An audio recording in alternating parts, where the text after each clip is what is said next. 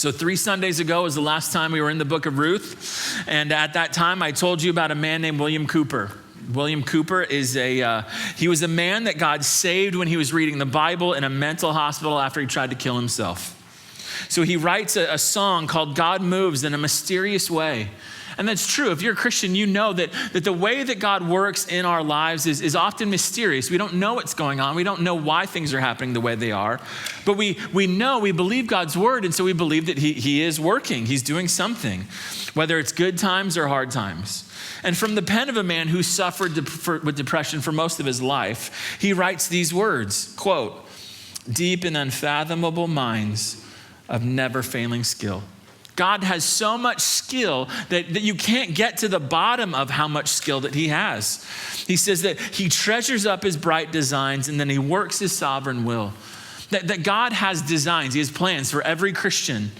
And that he works those plans in incomprehensible ways and with an incomprehensible amount of skill to accomplish exactly what he wants accomplished in your life and mine. And then this is what we've seen in the main characters of this book, Ruth and her mother-in-law, Naomi. And it's the same thing we're going to see today. And the third line of this song goes like this: "You fearful saints, fresh courage take." As you look out and you see things that are fearful and wonder, God, where are you? The song says, "Fresh courage take. The clouds you so much dread, the storm clouds that you're seeing on the horizon of your life." He says, "These clouds are big with mercy and shall break with blessings on your head." That's what we're going to see today. Blessings flood and break over the heads of the people in Ruth chapter 3. So since it's been a couple weeks, or maybe if you weren't here for the Ruth 2 or all of them, let's just take a step back and remember, or let me give a refresher about Ruth, the book of Ruth. So this book is written about 3,000 years ago, but like I said in my prayer, it is important for you and I to know the truths that are in this book for today. So if you're taking notes, let's start with point number 1, Ruth recap. This is the Ruth recap. So what has happened in chapters 1 and 2 to get us to chapter 3? Ruth is the work of a literary genius. And I wish I could show you all the intricate details because it's fascinating. He has created an almost perfect story. It's been called the greatest love story ever written. Some say it makes Romeo and Juliet look like a trashy romance novel you find at a used bookstore. The events took place around 1100 BC. And that means this is not a story. This is not fiction. This book is history. This book is about people as real as you and me and events that really happened. This is the time of the judges, a real time where it says that God's people did what was ever right in their own eyes, meaning they did whatever they wanted to do instead of what God wanted them to do, which means that the book of Judges is full of disobedience and idol worship and pride, rape, adultery, lying, human sacrifice, heresy, chaos, and civil war. Ruth, though, is about people who are faithful in an incredibly wickedly unfaithful time, which might be a little parallel to our day. So may we be faithful in almost equally, I would say even more so, worse times in our lives today. Now let's think through chapters 1 and 2. The book begins with a family, and they're not finding any food to eat. It's a famine. There's no food. They're in the city of Bethlehem, the house of bread, and there's no bread. And so they're in trouble. So this family, a father and a mom and 2 sons, they decide they're going to go from Bethlehem and they're going to walk about 80 miles in the desert over to Moab. And this is not a good idea. This is foolish. This is an 80-mile walk, 100-mile walk to a place with different people, no family and friends, different values. They don't have the word of God, and they worship a different god, a demon god named Chemosh. They're out of community, they're out of Bible teaching for 10 years, all for money and comfort, which many people still sacrifice and do today. Money, comfort, don't worry about church, don't worry about that stuff. They give their sons to 2 idol worshipers in marriage, and then it fast forwards and it just says all 3 men died. So now there's 3 widows in a culture with no community college where you could just go to school and get some skills and then enter the workforce. No, they are meant for either destitution or prostitution in that culture. They're in trouble. They've got to do something fast. Naomi hears, hey, the famine is over in Bethlehem. They've got bread now, so I'm going home. And the two daughters-in-law, because Naomi is this incredible mother-in-law, they're like, we're going to sacrifice our family and we're going to follow you. And so they do. One of them decides, I'm not going to follow you anymore. I'm going to go back. But Ruth says, I'm going to follow you. Where you go, I'm going to go. Your God will be my God. Your people will be my people. I'm going to give my life to Yahweh, the God of Israel. And they're going to bury me next to you. That's how committed I am to you. That's crazy. So they arrive in Bethlehem. Look at chapter 1. They arrive in Bethlehem. The people are like, wow, is that Naomi? What's going on there? But Naomi is señorita cranky pants. That's what we call our kiddos when they're cranky, our two girls. She's not happy. Look at chapter 1, verse 20. Do not call me Naomi. That means pleasant. Call me Mara, for the Almighty has dealt very bitterly with me. I'm a cranky old woman, bitter. I went away full, and the Lord has brought me back empty. He's disciplined me. Look at why call me Naomi when the Lord has testified against me and the Almighty has brought calamity upon me. So she takes a step back and she says, all the hard times in my life are the result of God's discipline on my life for foolish, sinful decisions that my husband made.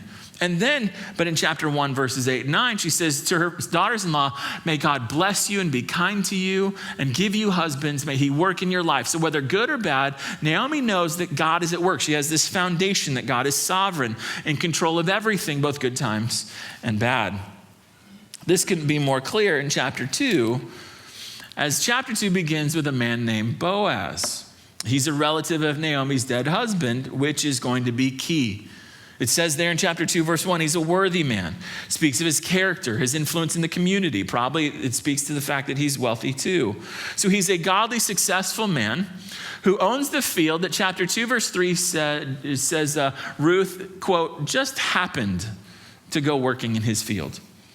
She's depending on an ancient form of welfare where landowners didn't harvest the edges of their fields, and whatever fell to the ground, they had to leave there so that the poor could come and harvest what they left, and they could pick up what was dropped and they would have food. So she's going to go do that. She's Ruth and Naomi. It means that they're going to eat. They're going to be okay. They're going to have food. She's determined to make sure her mother-in-law is taken care of, and she is.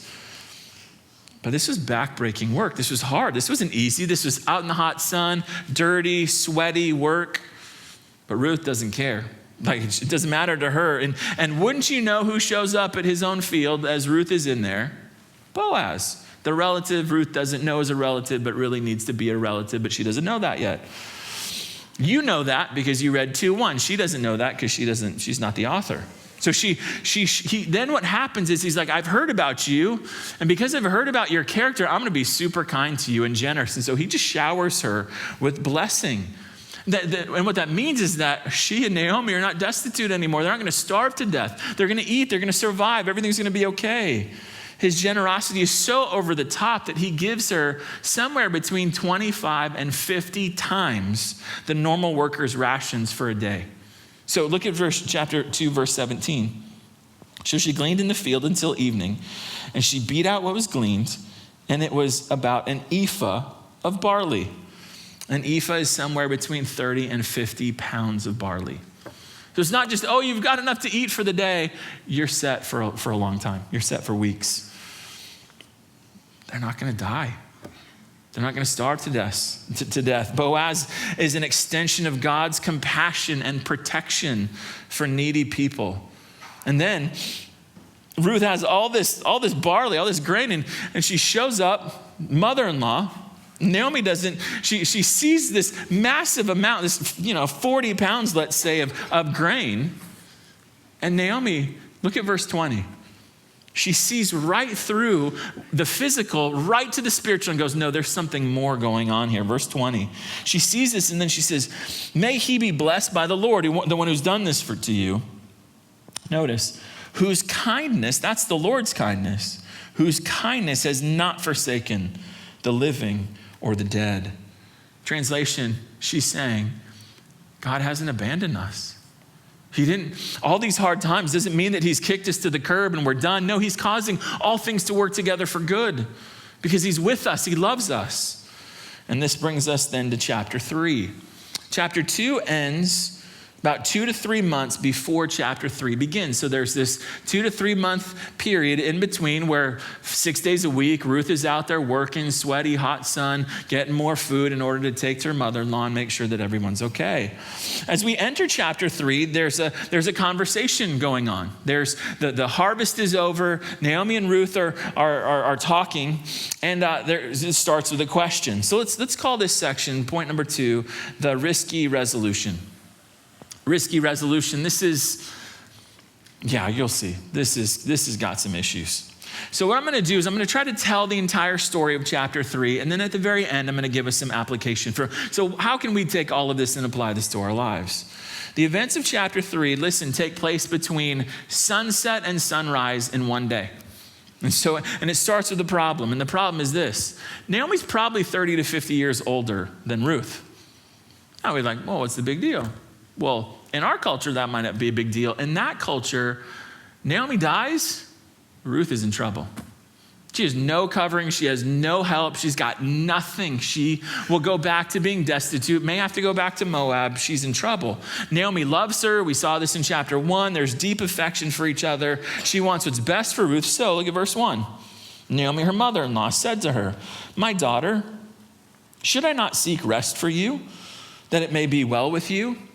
Translation, honey, you need a man. That's what that means. You need a man. That's what the word rest in verse 1 refers to. You can see this in chapter 1, verse 9. It refers to having the stability and security that comes from being married to a good husband. Naomi knows that she is Ruth's only security in Bethlehem. Without her, she is going back to Moab. She's in trouble, back to destitution. She's done. With a good husband, look at verse 1, the end. Things, verse 1, will go well for you. You'll be okay. You'll be protected and cared for. Everything will be fine. So she's going to resolve this problem. Naomi has a plan. Verse 2, is not Boaz our relative with whose young women you were? So you've been following these young women, and as they drop things for you, you pick it up and we get food, and this is great, but the boss is our relative.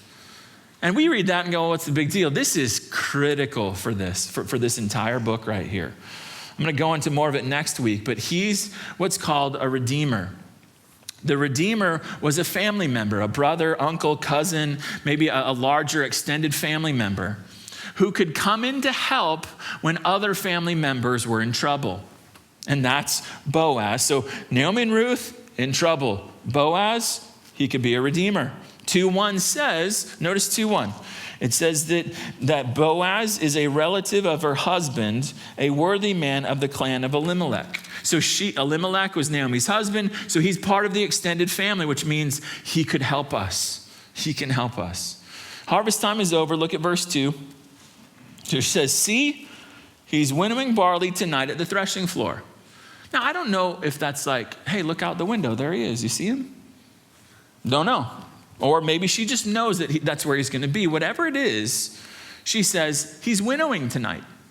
Anyone use that word this week? Winnow? Yeah, me neither. So what is that? Well, in your agrarian culture, you've harvested all your grain, your barley, your wheat. You've got all of that in these big piles. And so what you would do is you'd go to a threshing floor, this hard packed dirt, maybe a rock outcropping on a hill, and you would take your piles and you take a big hammer and you just hit them over and over again. And what you're doing is you're trying to take the barley and the wheat and separate it from the stalks and the husk around it. You're trying to separate all of that. Okay, that's called threshing. And then what you would do is you'd take a big pitchfork after you've done that for a while and you throw it up in the air. And as you'd throw it up in the air, the wind would come by and all the heavy stuff, all the grain would just fall straight down, but all the other stuff would blow away in the wind. And that's how you would separate the wheat and the barley from the stuff that you can't eat. Well, that's what he's going to be doing. So here's her plan. You ready for this? Here we go. Secluded place outside the city. They're going to be able to talk privately. So verse 3. Here's my plan. Ruth, wash therefore and anoint yourself. Put on your cloak and go down to the threshing floor. But do not make yourself known to the man until he's finished eating and drinking. But when he lies down, observe the place where he lies. Then go and uncover his feet and lie down, and he will tell you what to do. So at this point, we need to call a timeout, right? Like moms, dads, is this what you're going to say to your daughter someday when she needs to get married? Right? No, I'm not saying that to my girls. You want to get married? Okay, here's how. Take a look at Ruth, right? Clean up, dress up, crawl into a guy's tent that you're interested in. Wait until he's, had a good meal and he's fallen asleep, and then uncover his feet, lay down next to him. And when he wakes up, say to him, what do you want to do now? Probably not a good idea, right? Listen, this is descriptive, not prescriptive. Do you know what that means? Descriptive means it's just describing what happened. Prescriptive is describing what should happen. This is not prescriptive. This is not what should happen, but this is what Naomi said to do. So the question is, well, what in the world is she doing?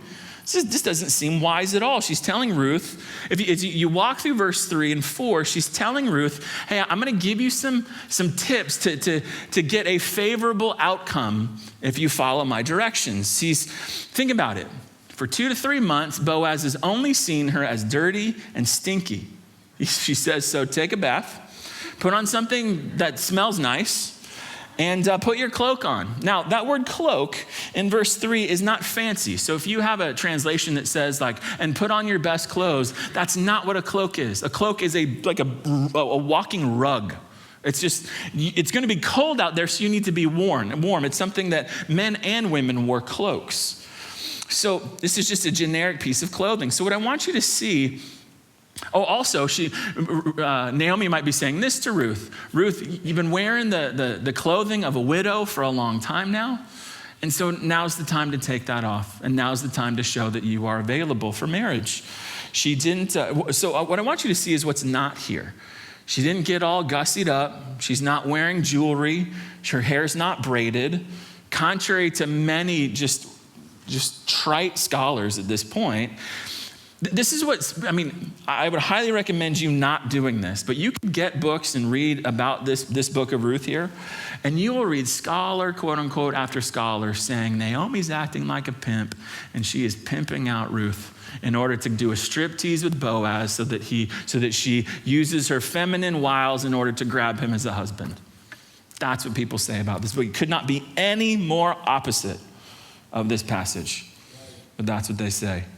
I think that assessment says more about the quote-unquote scholars than it does about Naomi and Ruth here. What is Naomi doing? Men, verse 4, slept at the threshing floor, right? There's a big pile of their profits, and it's just out in the open. So you slept there to make sure that thieves didn't take it and animals didn't eat it. And so that's what he's doing. So she tells her, notice verse 4. She says, observe the place where he lies. Translation, you don't want to do this with the wrong guy. Why? Because uncovering his feet is a marriage proposal. That's what that is. Now, you take a step back. This is incredibly risky, right? Naomi wants them to talk privately, something that would be impossible in the daytime. But what if someone sees them talking on the threshing floor in the middle of the night? That is risque right there. Even a hint of inappropriate behavior would ruin their reputations. So this is risky, but it gets worse. What if he rejects her? Well, at least it's private, so no one's going to know. Her reputation is safe rather than the shame that would happen in public. But it's also risky because what if Boaz sees this as an invitation to a good time? She's going to be out there all by herself, nobody to protect her. What if he sees it as an invitation? He's not flattered by it. He's actually angry because he's a godly man. So he rejects her, mocks her, says, I thought you were the real deal, but you're awful. Get out of here. And destroys her reputation. What if that happens? What if this? What if he sees it for what it is, a marriage proposal, but he's like, I'm not interested. Sorry, get out of here. Mocks her. After all, think about it. He is wealthy, influential, well-respected. She is destitute, forages all day for food, and lives with her bitter mother-in-law. I don't think anybody on Match or eHarmony is going to look at that profile and go, what a catch. Give me that one. Naomi, this is your plan? This is awful. This is the worst plan ever. This has like a 4 in 1 chance of failure, utter failure. Look at verse 5. And she replied, all that you say I will do. The plan is risky, provocative, risque. There's a ton hanging in the balance, and Ruth is just unfazed. No questions, she doesn't seek any reason. She raises no objections. She just trusts Naomi. And she does exactly what Naomi tells her to do. Look at verse 6. So she went down to the threshing floor. Probably the city's up on the hills. Actually, it is. I've been to Bethlehem, and goes down into the hills where the threshing floor is, and did just as her mother-in-law had commanded her. And when Boaz had eaten and drunk, and his heart was merry, he went to lie down at the end of the heap of grain. Then she came softly, like a ninja, and uncovered his feet and lay down. So let's call verses 6 to 15, the point number 3, the ridiculous response. We can actually call it the ridiculous request and the ridiculous response, because nothing in this section is normal. It is all ridiculous. Now, everything Naomi predicted happens exactly as she said. Everything she told Ruth to do, Ruth does exactly as she said. Notice verse 7, it says that his heart was merry. This does not mean he was drunk. What this means is two things. First, it means that he has been enjoying the fruit of his labor. That he's got all of the profits from all of the grain that they've winnowed, and he's probably had dinner with his guys, and it's been a great night, and his belly is full, and he's laying down, he's looking at the stars, enjoying the good life. And then second, it's also a clue from the author that, wait a minute, what Naomi said is going to happen, it looks like it's going in that good direction. The favorable condition is being met. He had a good day, his belly's full, smile on his face. And notice where he fell asleep, it says, at the end of the heap of grain. This was likely at the end of the threshing floor. Why is that important? Because it was in the middle, there might be other people around, but at the very end where nobody else is, that's perfect for the privacy that Ruth and Boaz need for this conversation. So this is perfect. Everything is working. Could not be any more perfect. And we don't know how much time passes, but he's asleep. He's so asleep that when Ruth comes over, takes the cloak or whatever off his feet and lays down next to him, he doesn't even wake up. Now look at verse 8.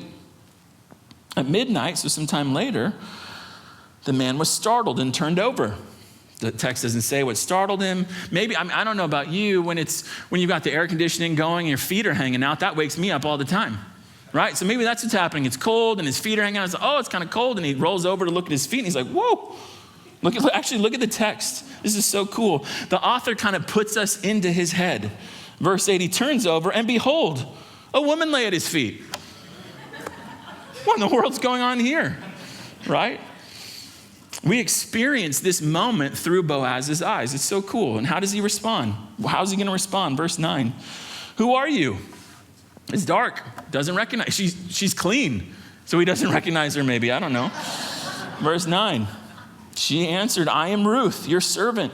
Spread your wings over your servant, for you are a redeemer. In verse 4, Naomi says to Ruth, wait for him to tell you what to do. And what does Ruth do? She just tells him what to do. Right? That's what's going on here. She says, I'm your servant. You see that? She says it twice. The translation, I'm weak, I'm vulnerable, I need protection. She's emphasizing this. I really need protection. You are a redeemer. You are supposed to care for and protect the needy in your family. Like me, I'm needy, and I'm needy for a husband. So marry me. This is ridiculous, right? Think about it. He's a man, she's a woman. He's much older, she's younger. He's rich, she's poor. He's a Jew, she's a Moabite. He's the boss. She's a volunteer at his place of employment. Oh, and by the way, she proposes marriage. Yeah, come on. There's only one thing more ridiculous than this request, and it is Boaz's response. Look at verse 10. And he said, may you be blessed by the Lord, my daughter. This is a miracle. The original audience would have been reading this and chuckling with unbelief. They're like, no way that he just did this. There's no way he accepts her right now. And then though, after the chuckle, they breathe a sigh of relief. Why? Because maybe Naomi's crazy plan is going to work. And let me remind you of something, if you were here, that I said a couple times ago, that in chapter 1, 2, 3, and 4, in all of the chapters, whenever there is something that is just ridiculous, miraculous, it's just not normal, What the author is doing in Ruth is he is saying God is at work at this point, because these kinds of things just don't happen. I mean, look at verse 10. You have made this last kindness greater than the first, and that you've not gone after young men, whether poor or rich. What in the world does that mean? How is what just happened kindness? Like how is this little this marriage proposal kindness? And how is this kindness greater than the first kindness, which was, by the way, when she left Moab with her mother-in-law to make sure that her mother-in-law would be protected for the rest of her life? How is this more kind than that? I'll tell you how. It's kinder because she's sacrificing her happiness. Boaz is amazed because he says there, you could have gone after younger men. You could have gone after them for love. You could have gone after them for money and protection. You could have gone after younger men. But you came after me, old man. Why is that important? Notice what she says. You are a redeemer. This is so critical. What Ruth is saying is this: I'm going to sacrifice my happiness to make sure that Naomi is taken care of, even the happiness of marriage. I will marry someone who's older than me. I will marry somebody who's that much different than me so that Naomi can be cared for. That's why he sees this, he understands this as the supreme act of loyalty. She will even sacrifice marital happiness, so she thinks, in order to protect her mother-in-law. He's old, not the most eligible bachelor in Bethlehem, but once again, Naomi is Ruth's priority. So what is he going to do? Verse 11. Now, my daughter, do not fear. And everybody reading goes, yes. Doesn't have to worry how he's going to respond. They don't have to worry anymore. Do not be afraid.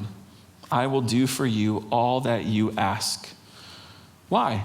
Why are you going to do this? Like, this doesn't make any sense. Again, this is so upside down. Why? Notice what he says. I'm going to do this because all my fellow townsmen know you are a worthy woman.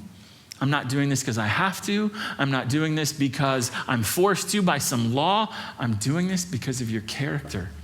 I will do this because you are a godly woman. That is just remarkable. Boaz has become the answer to his own prayer. Look at chapter 2, verse 12. Boaz is amazed at the kindness that Ruth shows Naomi. And in verse 12, he says, chapter 2, the Lord repay you for what you have done. So here's this blessing. The Lord repay you for this kindness that you showed her. And a full reward be given you by the Lord, the God of Israel, whose wings you've come to take refuge. In chapter 3, verse 11, he becomes the answer to his own prayer. And at this moment, we are all set up to read, and they lived happily ever after. Until verse 12. Now it is true that I am a redeemer. Yay! Yet there is a redeemer nearer than I. You just raised up, drop off the cliff. Oh no, right? There's a relative closer, which means that here's the family unit that needs help, and it was the closest family member that gets first dibs. And it's not just first dibs on marrying Ruth, it's also first dibs on all of Elimelech's property. That's the idea here. You don't just marry Ruth, you get all of Elimelech's property and Ruth. And so he's like, there's another guy. And in this moment, I picture Kevin Costner as Boaz, and I picture like Danny DeVito as the other guy. And I'm like, oh no. Ruth is going to get married, but now she doesn't know who, right? Boaz, though, he's not going to be shady. He's going to follow the rules. Look at verse 13. Remain tonight, and in the morning, if he will redeem you, good. That's what everyone reads this as like, this is God's little love story. And I'm like, dude, if he loves her, why would he say that? Good, if he redeems you, good. I'm like, that just doesn't make sense if he's in love with her. No, he's sacrificing, and I'll say more about that in a second. Let him do it. You'll be protected, you'll be cared for, you'll have a stable life, you and Naomi, everything will be fine, thank God. But if he's not willing to redeem you, Then, and he makes this solemn oath, as the Lord lives, I will redeem you. He says, lie down until the morning. Why? Because the city gates are likely closed at this time. It's probably too dangerous at night for a young woman to be walking around in the middle of the night. And also it protected their reputations. What if someone saw her leaving? It would destroy their reputation. It would probably also make things really hard, the negotiations with this other redeemer. He could just keep upping the ante. Hey, I know what you guys did last night. Yeah, give me more. He makes this huge binding oath. And did you see the words in verse 13, in the morning? You see that? You know what that means? It means that Boaz isn't going to wait for I'll get to that in a week. There's a lot going on at my job.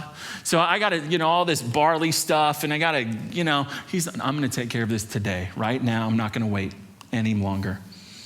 And then take a look at verse 14. So she lay at his feet until the morning, but arose before one could recognize another. And he said, let it not be known that the woman came to the threshing floor. So she's up before anyone can recognize her. Before she returns home, he tells her, don't tell anyone, verse 15. And then he says, bring the garment you were wearing and hold it out. So she's got this big, parka thing. He's like, hold this thing out. And he gives her 6 scoops, I think 6 hand scoops of barley. I don't think it was more than that, because verse 14 says what? Let it not be known that the woman came to the threshing floor. So if she's walking around the city with like 80 pounds of barley on her back, it'd be like kind of obvious that she went to the threshing floor. She didn't grow that in her garden. And so she's got to conceal that. So he does that. He says that he puts it on her. He's probably like, okay, let me get that for you, help you with that. Get it, okay, good. And then she goes. And then chapter 3, verse 16 is the last little section, and chapter 3 ends where it begins, with a conversation between Naomi and Ruth. Look at verse 16. And when she came to her mother-in-law, she said, how did you fare, my daughter? Let's call this last section the restful reliance. The restful reliance. Imagine you're Naomi. You got this crazy, risky, provocative plan. You're like, go ahead. Go take care of that. She loves her, so she doesn't hate her, so she cares about her deeply. This plan is risky. It's not like Ruth could have texted her, hey, everything went great. See you in a minute. Like, it's not happening. So maybe Naomi is tossing and turning, pacing, who knows? And then she asks Ruth this funny question. The ESV says, verse 16, how did you fare? But the original, the Hebrew says, is identical to verse 9. Who are you? So she comes in the house or hut or wherever they live, and she says, who are you?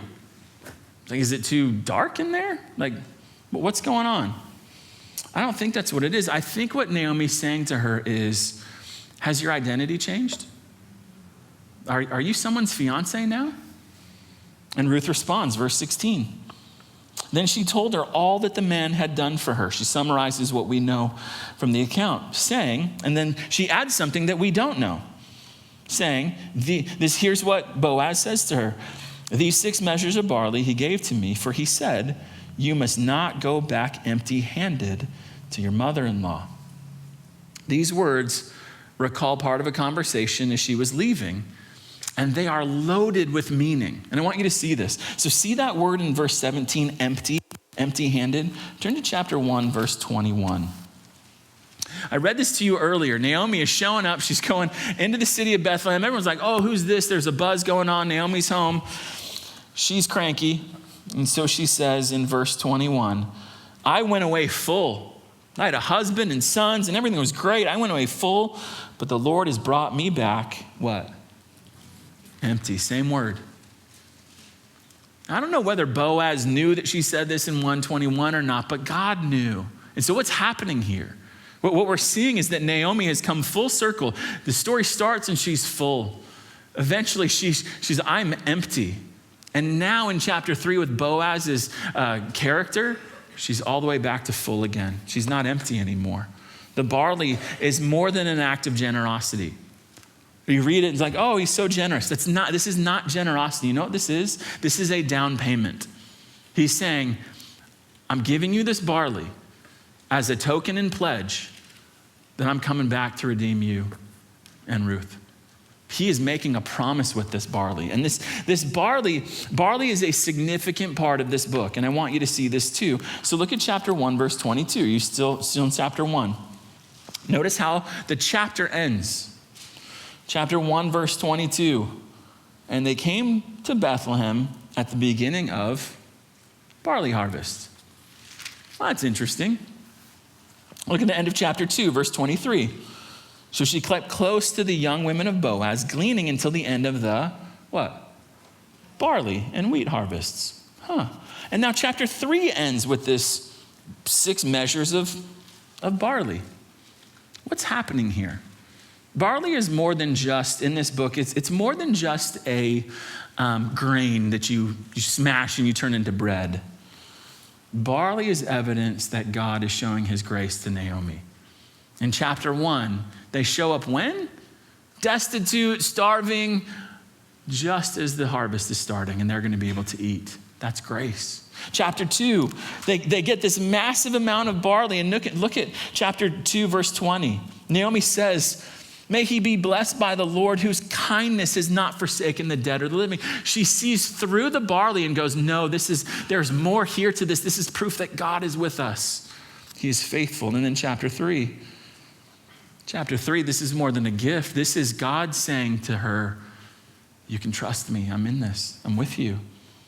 God may not have been mentioned much in chapter 3, but it doesn't mean he wasn't moving. And in our lives, we don't see these, most of us, we don't see the miraculous, the clouds parting and, I need to pay my bills and suddenly, $1,000 just shows up. Whoa, where'd that come from? Out of nowhere. That's not what we see. But what we see is what we see here. It's little things like a few scoops of barley that say to us, I'm here. I'm with you. Don't be afraid. Don't be discouraged. You can trust me and let me show you in very tangible, real ways. Ruth has fulfilled her role for caring for Naomi.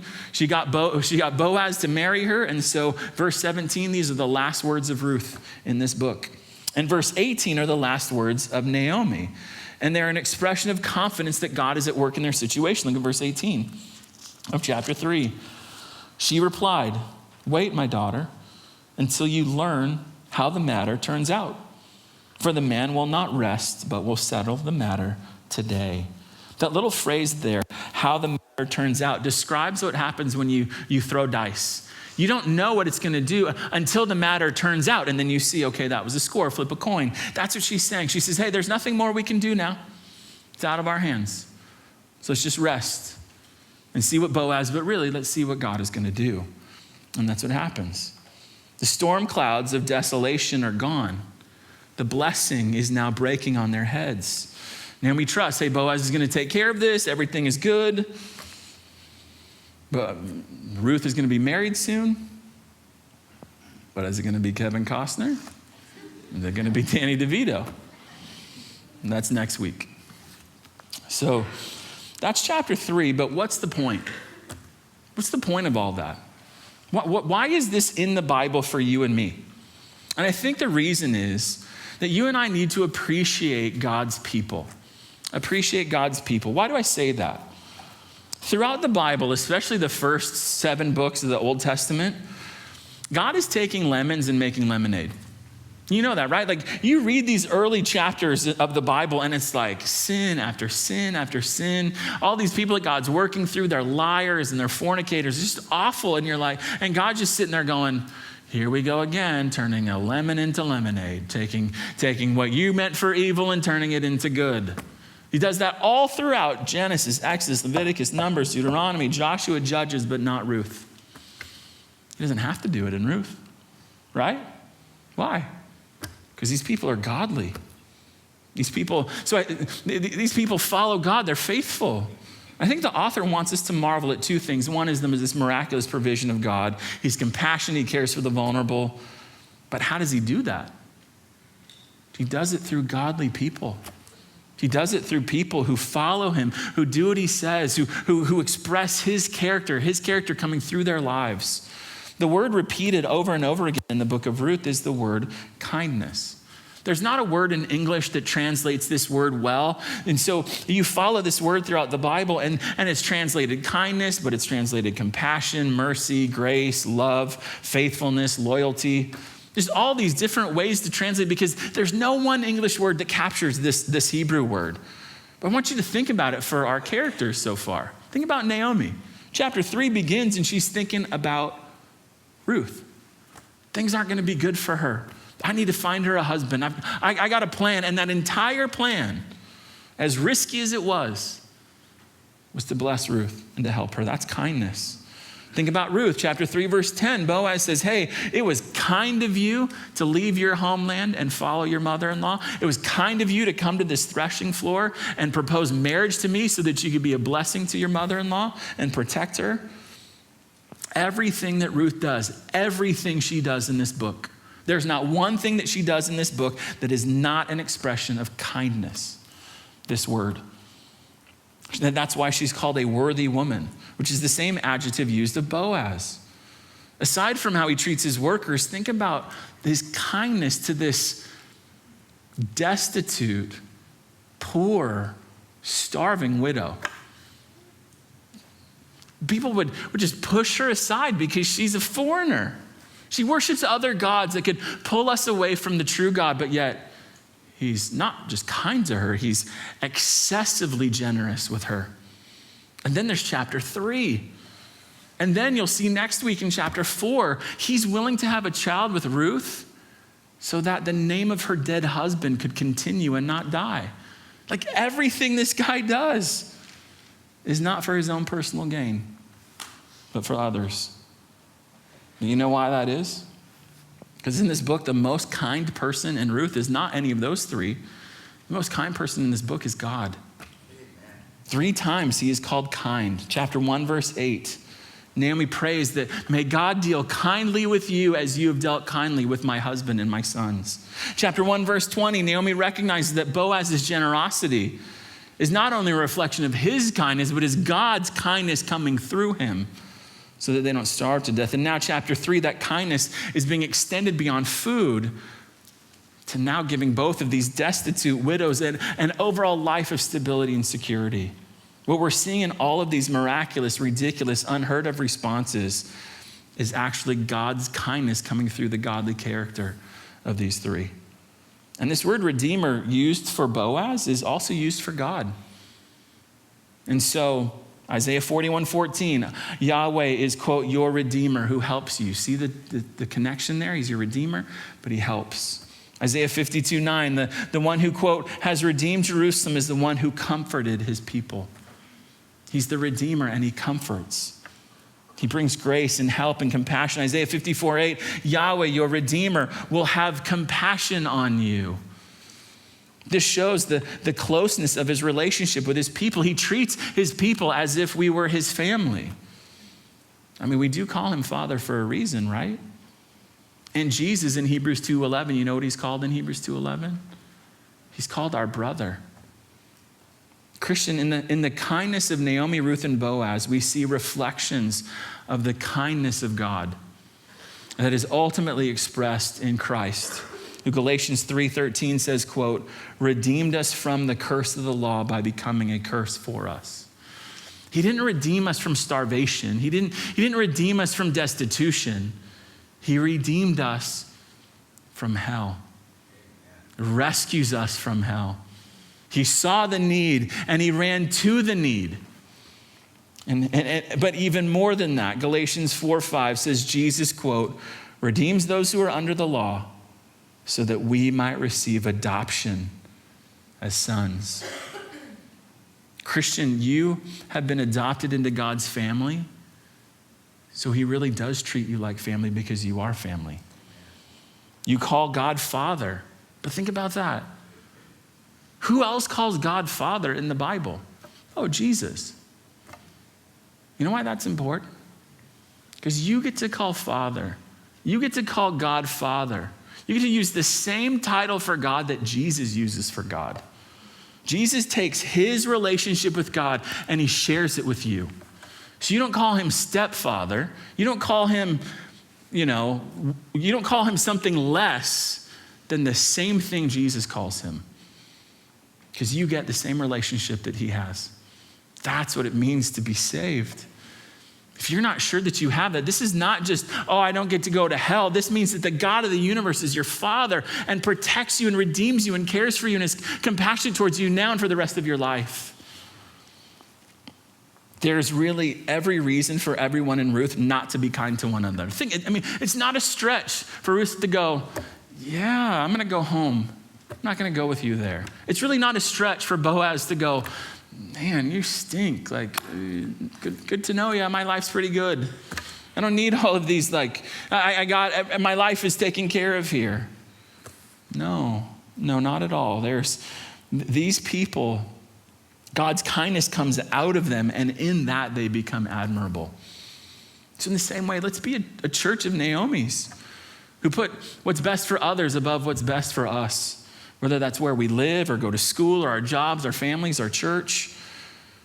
Man, let's be a church full of Boazes who are kind to the women that we work with and who work for us, who create a sense of security for the women that we interact with, whether those women are at our jobs, at our school, and our families, like Boaz was kind to Ruth and Naomi, part of his family, kind to our closest relationship, our wives. If you were here for the men's conference, you heard Dr. Montoya, he did a whole sermon on the kindness of Boaz, saying things like, be compassionate to your wives like Boaz, generous with your wives, protect them, honor them, be sensitive toward them, be respectful to them, just like Boaz was to Ruth. Not mean, not harsh, not stingy, not abusive in any way, not disrespectful, but loving her, nourishing her, cherishing her. Single ladies, don't settle for anything less than a kind man. Anything less. And ladies, let's be a church of Ruths who are kind and loyal and selfless and hardworking and God-fearing. To close, did you know that the Jewish Bible is organized differently than our Bibles? Did you know that? That in the Jewish Bible, like we've got our Bibles, and Ruth is the 8th book of the Bible, and it comes after Judges and before 1 Samuel. But in the Jewish Bible, it's different than that. The Jewish Bible, it comes after the book of Proverbs. Now that's interesting. And the reason it's interesting is because what Ruth chapter 3, verse 11 says. Go back to 3:11. The last words, Boaz says to Ruth, you are a worthy woman. That phrase is only used 3 times in the Old Testament. Proverbs 12:4 and Proverbs 31:10. Proverbs 31:10 says this, a worthy wife, an excellent wife, who can find? She's far more precious than jewels. Well, Boaz found one. I guess technically she found him, right? But, Proverbs 31 gives the description. She gives the profile of the excellent wife. She is the woman to be. She is the wife to pray for. Then Ruth, right after Proverbs 31, is the picture. She's the portrait. She's the living example of the Proverbs 31 woman. If you read Proverbs 31 and compare it to Ruth, you see a constant amount of crossovers between the two. Like the Proverbs 31 woman, she is trustworthy, hardworking, takes care of her family selflessly. She's compassionate, strong, wise, and kind. The people see her at the gates. The people in the community go, she is incredible. Just like they did, just like we saw Boaz say about Ruth. Just be a church full of people that look like the kinds of people the Bible encourages us to admire, people like Boaz, Ruth, and Naomi. Because when we do that, it's not like, oh, I got to muster this up. Okay, get going. When we do this, it's Galatians 2:20, right? It's no longer I who live, but Christ who lives in me. What happens is he shines his kindness, he shines his love out from us to other people. So that people walk around, they're like, that is an unheard of, ridiculous, miraculous kind of way that you treat each other. Just like the way that these people treated each other. There must be something different. Tell me what it is. What did Jesus say? People will know us by what? Our love for one another. Let's pray.